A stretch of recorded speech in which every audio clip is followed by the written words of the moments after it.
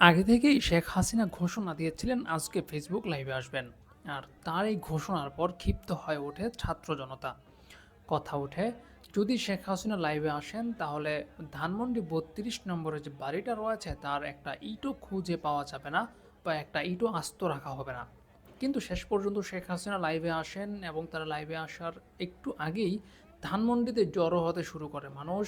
বিকাল থেকেই তারা জড়ো হতে শুরু করে সেখানে, এবং একটা পর্যায়ে সেখানে তারা ধানমন্ডি ৩২ নম্বরে যে বাড়িটা রয়েছে সেই বাড়িটার উপর ভাঙচুর চালায়। এক পর্যায়ে বুলডোজার দিয়ে সেই বাড়িটাকে গুটিয়ে দেওয়া হয়। এদিকে শেখ হাসিনা লাইভে তখন কান্নাকাটি করছেন, এদিকে ছাত্র জনতা তখন তার কান্নাকাটি আরেকটু বাড়িয়ে দিচ্ছিল ওই বাড়িটা ভেঙে।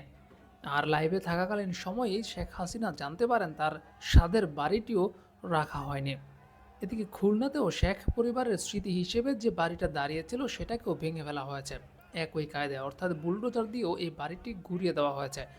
ছাত্র জনতা যখন স্বৈরাচারের বিভিন্ন চিহ্ন মুছে ফেলার জন্য তৎপর, তখন শেখ হাসিনা লাইভে ঘোষণা দিলেন তিনি ছাত্রদের উপর, বা এই যে ছাত্র জনতা যারা অভ্যুত্থান ঘটিয়ে শেখ হাসিনাকে, স্বৈরাচার হাসিনাকে বিদায় করেছে, তাদেরকে আবারও কঠোর শাস্তি দিবেন। আল্লাহ তাকে বাঁচিয়ে রেখেছে, আর এর জবাব দিতে হবে। এদের পাপের ঘরা পূর্ণ হয়েছে।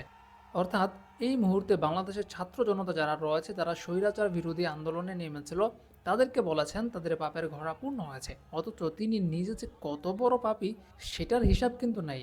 হয়তো শেখ হাসিনার এই কথার পর ইবলিশও মুচকি হাসছে আর বলছে, তুই আমাকেও ছাড়িয়ে গেলি।